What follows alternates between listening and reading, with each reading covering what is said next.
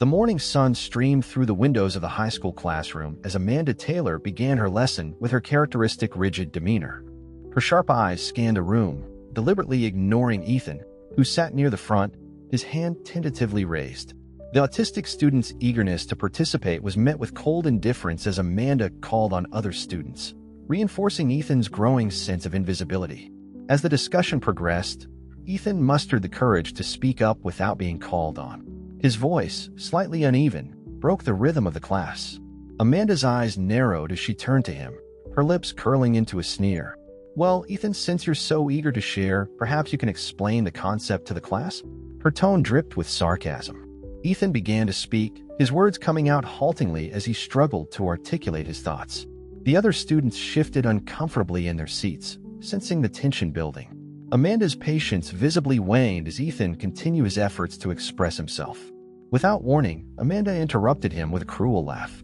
"Oh, come on, Ethan. We don't have all day for you to stutter through an explanation.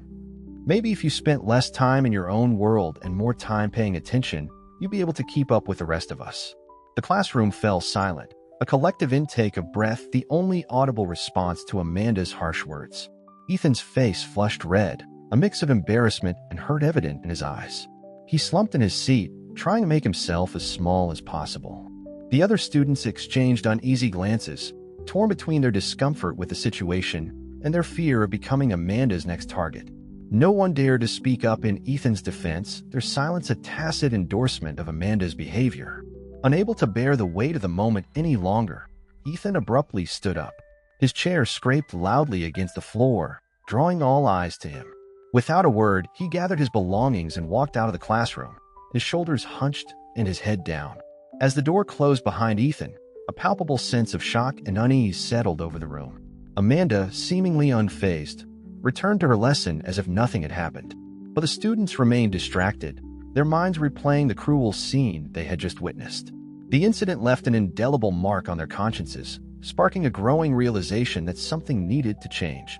Sarah sat at the back of the classroom, her usual air of detachment shaken by the scene that had just unfolded. She had always prided herself on her ability to remain aloof from the drama that seemed to consume her peers.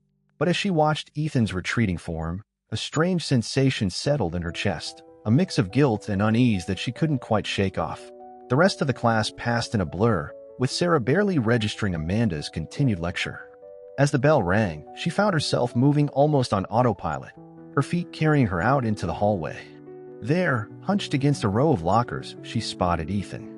His face was hidden, but the slight trembling of his shoulders betrayed his emotional state. For a moment, Sarah hesitated. She had never been one to offer comfort or get involved in others' problems. But something about Ethan's isolation struck a chord within her. Swallowing her discomfort, she approached him. "Hey, Ethan," she said, her voice uncharacteristically soft. "Are you okay?" Ethan's head snapped up, his eyes wide with surprise and wariness. He didn't respond, instead shrinking further into himself as if trying to become invisible. Sarah reached out, intending to pat his shoulder, but Ethan flinched away from her touch. "I just wanted to say, what happened in there wasn't right," Sarah continued, feeling increasingly out of her depth. But Ethan remained silent, his gaze fixed on the floor. After a few more awkward attempts at conversation, Sarah retreated, watching as Ethan hurried away down the corridor. The encounter left Sarah feeling unsettled. She had always considered herself above the petty concerns of high school life, but now she found herself unable to shake the image of Ethan's dejected form from her mind. That evening, as she sat in her room, Sarah made a decision. She picked up her phone and sent out a group text to her closest friends, "Meeting at my house tomorrow after school. It's important." The next day, Sarah's living room was filled with a mix of curious and confused faces. Her friends, used to Sarah's typically aloof demeanor, were surprised by the urgency in her tone as she recounted the incident with Ethan and Amanda. "We can't just let this keep happening," Sarah concluded, her voice firm. "We need to do something to support Ethan and show that this kind of behavior isn't acceptable." Her words were met with a mixture of agreement and hesitation. Some of her friends nodded enthusiastically, while others shifted uncomfortably, clearly torn between their desire to help and their fear of potential consequences. As the discussion progressed, ideas began to flow. They talked about ways to make Ethan feel more included, strategies for standing up to Amanda, and plans for raising awareness about autism and inclusivity in their school. Sarah, usually content to follow rather than lead, found herself at the center of the planning, her newfound determination inspiring those around her. I'll now develop topic 3 as requested. Jake, Ethan's closest friend, arrived late to Sarah's gathering. He lingered near the doorway, his face a mask of conflicting emotions. As the group discussed their plans to support Ethan, Jake's unease grew visibly. "I want to help," Jake finally interjected, his voice tight with tension. "But you don't understand what it's like to be in Amanda's crosshairs. She can make our lives hell if we cross her." The room fell silent, the weight of Jake's words sinking in. Sarah, however, wasn't deterred. She turned to Jake, her eyes filled with a newfound determination. "Jake, I get it. We're all scared," Sarah admitted. "But think about Ethan. He faces this fear every day, just for being himself. If we don't stand up now, when will we?" Her words struck a chord with Jake. He looked around the room, seeing the mix of determination and apprehension on his classmates' faces. Slowly, he began to open up. "It's not just about Ethan," Jake confessed, his voice barely above a whisper. "I've been afraid too. Afraid of standing out, of being different. But seeing what happened to Ethan, it made me realize we can't keep living like this." As Jake spoke, the atmosphere in the room shifted. His vulnerability encouraged others to share their own insecurities and fears. Stories of subtle bullying, of feeling isolated or misunderstood, began to emerge. Sarah listened intently, realizing that their mission was broader than she had initially thought.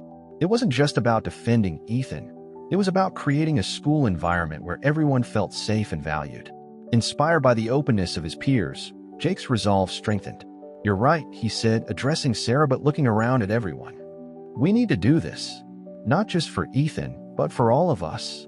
With Jake now fully on board, the group's planning took on a new energy. They began to brainstorm ideas for a school-wide act of solidarity.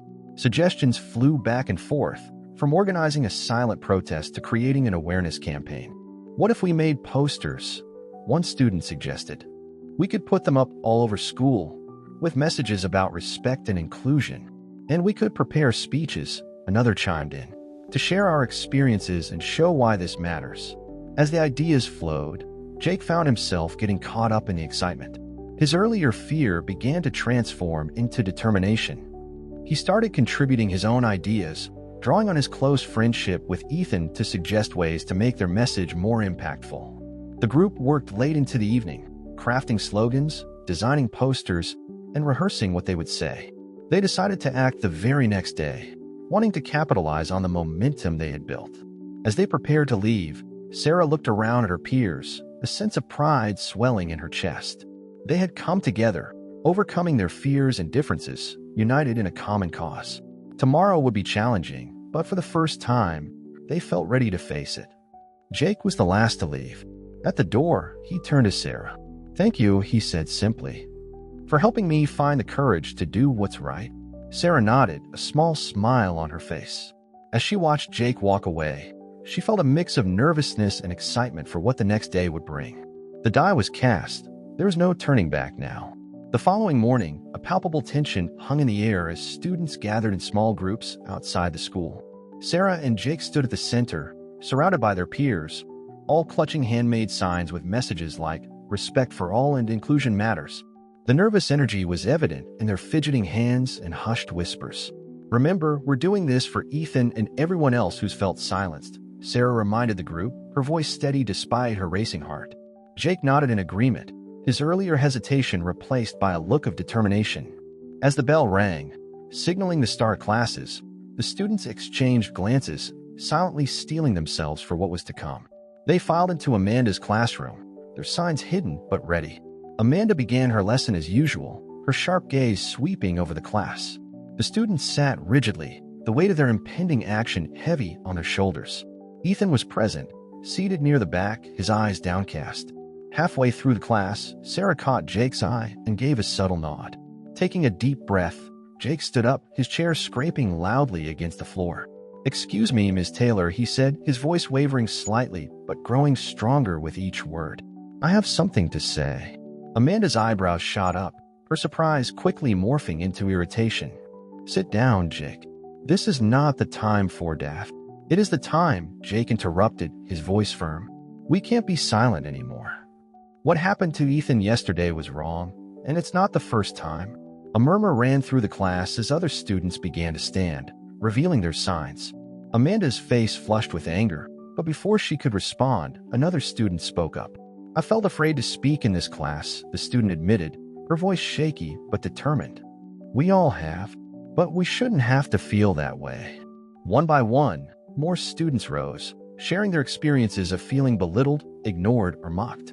Each testimony seemed to embolden the next speaker, creating a snowball effect of shared courage. Amanda attempted to regain control, her voice rising. "This is completely inappropriate. You're disrupting the class and deaf."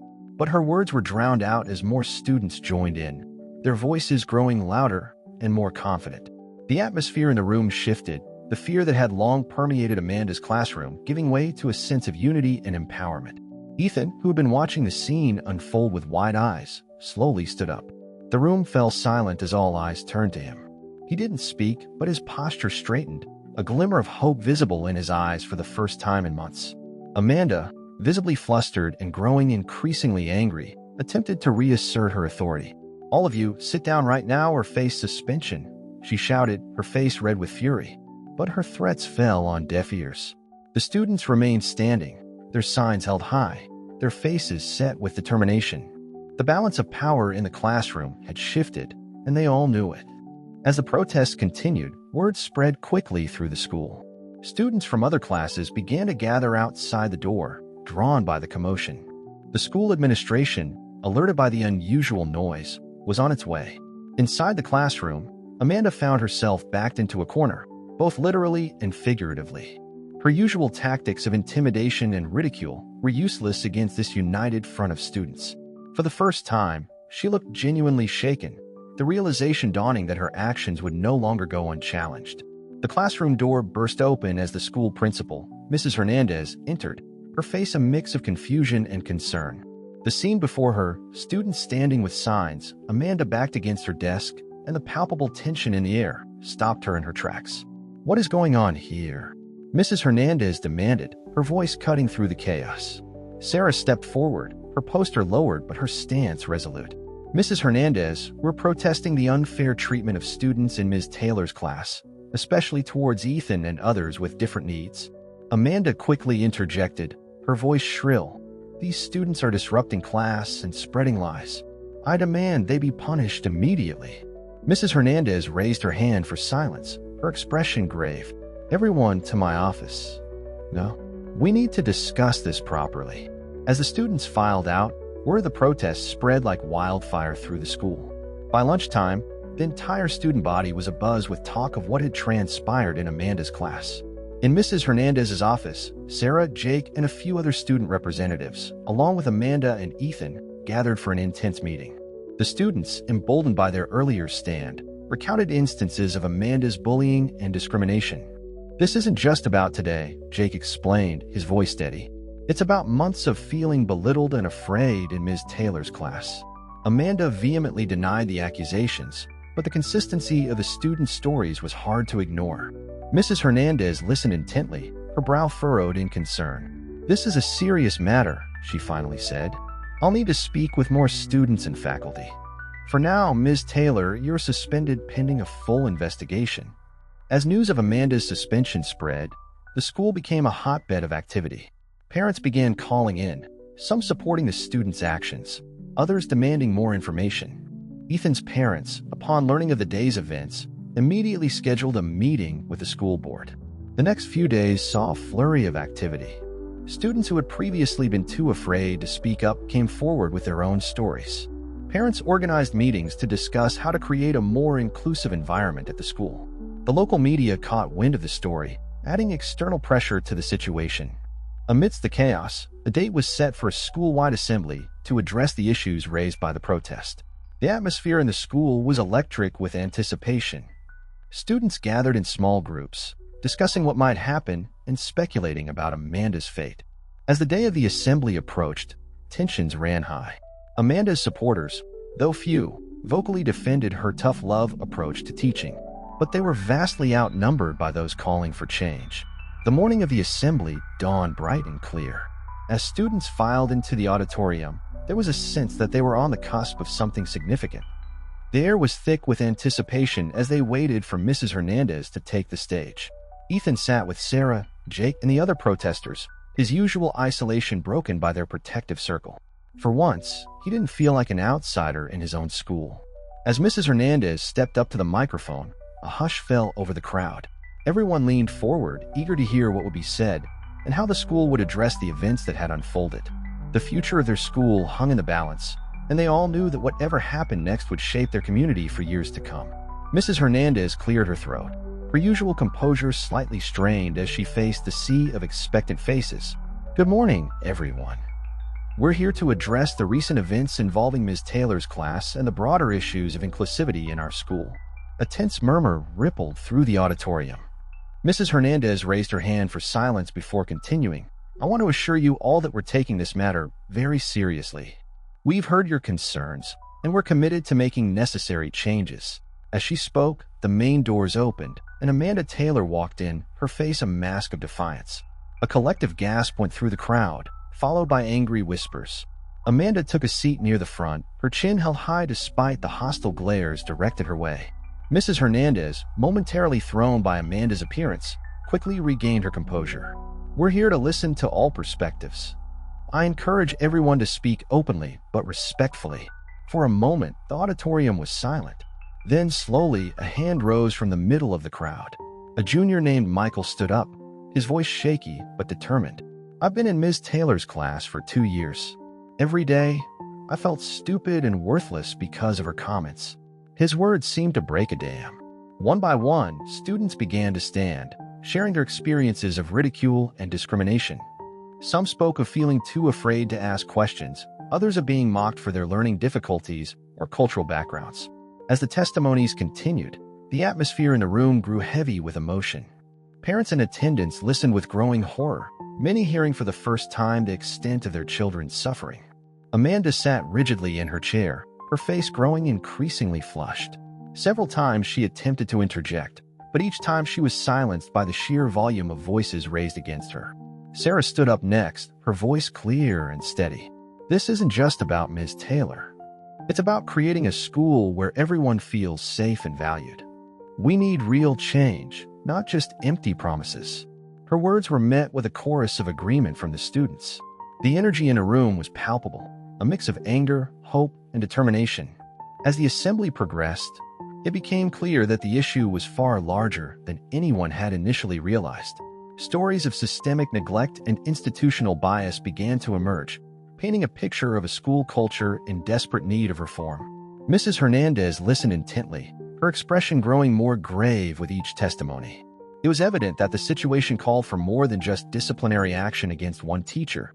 It required a complete overhaul of the school's approach to inclusivity and student welfare. Just as it seemed that every voice had been heard, a hush fell over the crowd. Ethan, who had been silent throughout the assembly, slowly rose to his feet. All eyes turned to him, the auditorium holding its collective breath in anticipation of what he might say. Ethan stood trembling, his eyes darting nervously around the auditorium. The silence was deafening as everyone waited for him to speak. He took a deep breath, his hands fidgeting with the hem of his shirt. He began, his voice barely audible. He cleared his throat and tried again. "I felt invisible for so long." His words came out haltingly, but gained strength as he continued. "Ms. Taylor made me feel like I didn't belong, like I was a burden." As Ethan spoke, his classmates listened intently, many nodding in understanding.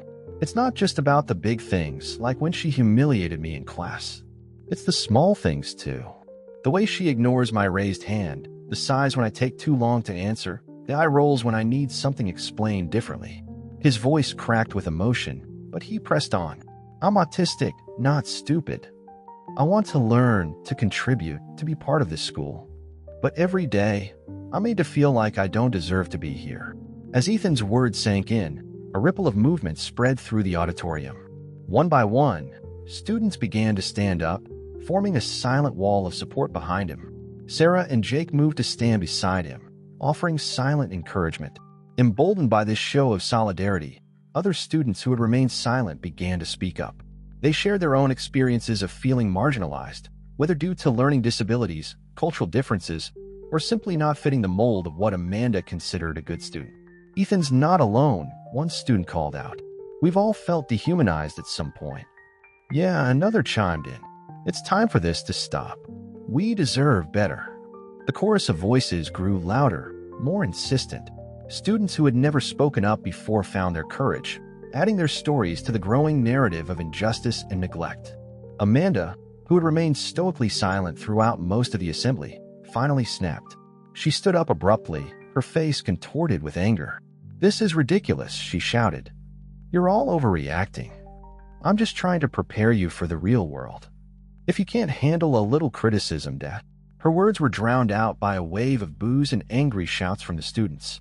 Parents in the audience looked appalled, many shaking their heads in disbelief at Amanda's lack of empathy. Mrs. Hernandez quickly stepped in, trying to regain control of the situation. "Miss Taylor, that's enough. Your comments are inappropriate and only serve to prove the student's point." Amanda, realizing she had overplayed her hand, fell silent. But the damage was done. Her outburst had only solidified the case against her, turning even her few remaining supporters against her. The assembly had transformed from a controlled discussion into a powerful demonstration of student unity. The air crackled with a sense of change, of a turning point being reached. It was clear to everyone in the room that things could not go back to the way they were before. As the assembly drew to a close, Mrs. Hernandez took the stage once more. The students waited with bated breath, hoping that their voices had finally been heard. Mrs. Hernandez stood at the podium, her expression grave as she surveyed the expectant faces before her. The weight of the moment was palpable in the air. "I want to thank everyone for their honesty and courage today," she began, her voice firm. "What we've heard is deeply troubling and calls for immediate action. It's clear that we've failed many of our students, and for that, I sincerely apologize." A murmur of surprise rippled through the crowd at this admission. Mrs. Hernandez continued, "We cannot undo the past, but we can and will do better moving forward. To that end, I'll be announcing several immediate changes." The auditorium fell silent, everyone leaning forward in anticipation. Mrs. Hernandez took a deep breath before delivering her next words. "Firstly, Ms. Taylor will be removed from her teaching position, effective immediately. Her behavior is unacceptable and goes against everything our school should stand for." A collective gasp followed by a burst of applause erupted from the students. Amanda, still seated in the front row, visibly pale but remained silent. Furthermore, Mrs. Hernandez continued once the noise died down, "We will be implementing a comprehensive review of our policies and practices regarding inclusivity and student support. We'll be forming a committee comprising students, parents, and educators to guide this process." She went on to outline several other immediate steps, including mandatory sensitivity training for all staff, the introduction of an anonymous reporting system for students to voice concerns, and a revision of the curriculum to better accommodate diverse learning needs. As Mrs. Hernandez spoke, the atmosphere in the auditorium shifted. The anger and frustration that had dominated the assembly began to give way to a cautious sense of hope. Students exchanged glances, some with tears in their eyes, others with small smiles of relief. Ethan, still standing with Sarah and Jake, felt a weight lift from his shoulders. For the first time in months, he allowed himself to believe that things might actually change. As the assembly concluded, students began to file out, the air buzzing with excited chatter. The mood was one of victory and anticipation for the changes to come. Amanda, looking shell-shocked, was escorted out by security, her career at the school effectively over. As she passed by, some students cheered, while others simply watched in silence, the gravity of the situation sinking in. In the days that followed, the school underwent a visible transformation. Posters promoting inclusivity and respect appeared in the hallways. Teachers, shaken by the revelations, made conscious efforts to be more patient and understanding with their students. The student-led committee began its work, meeting regularly to discuss and implement changes. Ethan, encouraged by Sarah and Jake, joined the committee, finding his voice and contributing valuable insights into the needs of neurodivergent students. The local community rallied around the school's efforts. Parents volunteered their time and expertise, local businesses offered resources, and even the media portrayed the school's proactive approach in a positive light. As weeks passed, the initial excitement settled into a steady determination to create lasting change. The school that had once been a source of anxiety and dread for many students was slowly but surely transforming into a place of acceptance and growth. The incident with Amanda, painful as it had become a catalyst for positive change, reminding everyone of the power of speaking up and standing together against injustice. In the months following Amanda's dismissal, the school's atmosphere underwent a remarkable transformation. The most noticeable change was in Ethan himself. Once withdrawn and anxious, he now walked the hallways with a newfound confidence. The art department had launched a school-wide project aimed at promoting inclusivity, and Ethan found himself at the center of it. His unique perspective and creativity, once stifled by fear, now flourished. He spent hours after school in the art room, working on a large mural that would serve as the centerpiece of the project. "I never knew you were so talented, Ethan," his art teacher remarked one day, watching him blend colors with surprising skill. Ethan smiled, a gesture that was becoming more frequent these days. "I guess I just needed the right environment to express myself," he replied, his words coming easier than they ever had before. Meanwhile, Sarah had undergone a transformation of her own. The girl who once prided herself on her detachment was now at the forefront of the school's inclusivity initiatives. She organized awareness events, led discussions, and became a go-to person for students struggling with issues of acceptance. One afternoon, as Sarah was putting up posters for an upcoming diversity fair, a freshman approached her hesitantly. Sarah? I heard you might be able to help me.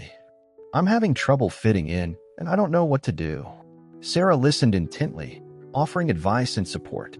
As the younger student walked away with a relieved smile, Sarah felt a warmth in her chest. She realized that her actions were making a real difference in people's lives. Jake, inspired by Ethan's progress and Sarah's leadership, found his own way to contribute. He started a peer tutoring program, pairing students who excelled in certain subjects with those who needed extra help.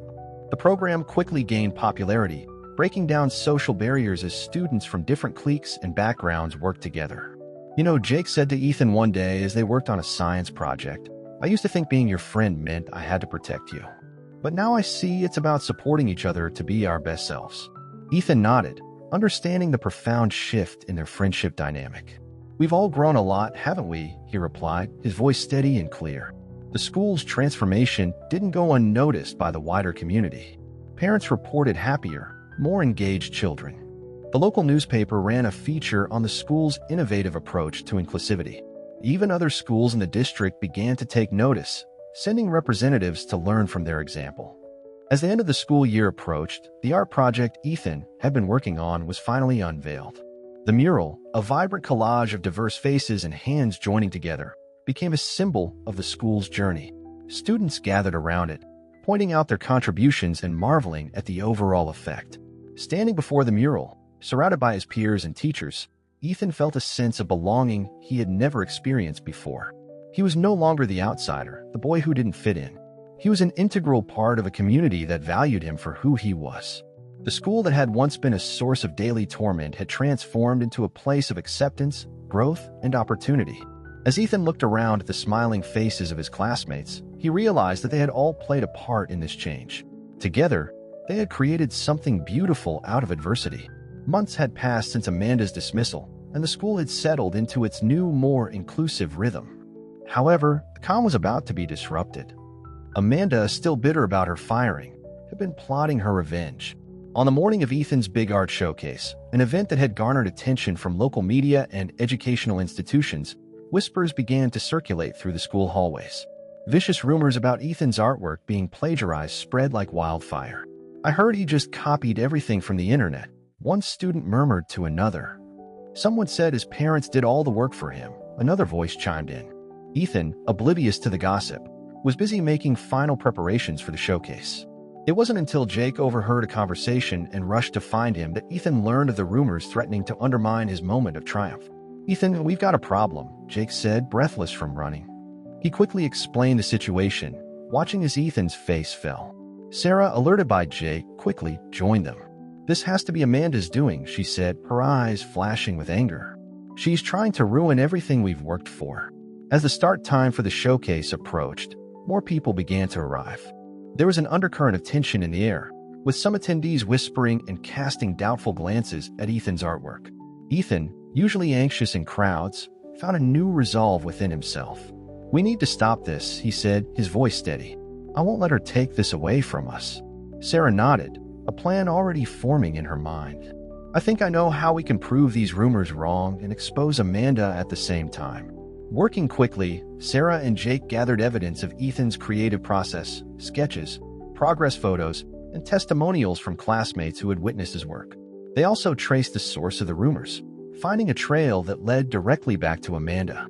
As the showcase was about to begin, Sarah took the stage. Before we start, she announced, there's something we need to address. With calm determination, Sarah laid out the evidence they had gathered, systematically debunking each rumor. She showed videos of Ethan working on his pieces, shared dated sketches that proved the originality of his ideas, and presented statements from teachers who had overseen his progress. And now, Sarah said, her voice ringing clear through the auditorium, we'd like to show you where these false rumors really came from. Jake stepped forward, presenting a series of emails and social media posts that clearly linked Amanda to the spread of the misinformation. The audience gasped as they realized the extent of her vindictive campaign. Ethan, emboldened by his friend's support, took the microphone. Art has always been my way of expressing myself, especially when words failed me, he said, his voice steady despite the emotion behind it. Every piece here is a part of me, a story I wanted to share with all of you. As Ethan spoke, the mood in the room shifted. The doubt and suspicion melted away, replaced by admiration for his talent and sympathy for what he had endured. The showcase proceeded, now infused with an even greater sense of triumph. Ethan's artwork, each piece a testament to his journey and growth, was met with genuine appreciation and understanding. As for Amanda, her attempt at revenge had backfired spectacularly. Her actions, now exposed, led to legal consequences and further damaged her already tarnished reputation. The school board issued a public statement, reaffirming their commitment to protecting students and maintaining an inclusive environment. In the aftermath, Ethan found himself surrounded by support. Students who had initially believed the rumors now approached him with apologies and praise for his work. The local art community, impressed by both his talent and resilience, offered him opportunities for further showcases and mentorship. As the evening wound down, Ethan stood with Sarah and Jake, looking at his displayed artwork. Thank you, he said simply, knowing they would understand the depth of his gratitude. Sarah smiled, squeezing his shoulder. That's what friends do, she replied. We stand up for each other. Jake nodded in agreement. And look what we've accomplished together, he added, gesturing to the room full of people admiring Ethan's art. Ethan looked around, taking in the scene. From the depths of bullying and isolation, he had risen to create something beautiful, something that touched others. And in doing so, he had not only found his voice but had become an inspiration for others to find theirs. As the three friends stood together, they realized that their journey had come full circle. What had started as a stand against injustice had blossomed into a powerful testament to the strength of unity, acceptance, and the indomitable human spirit.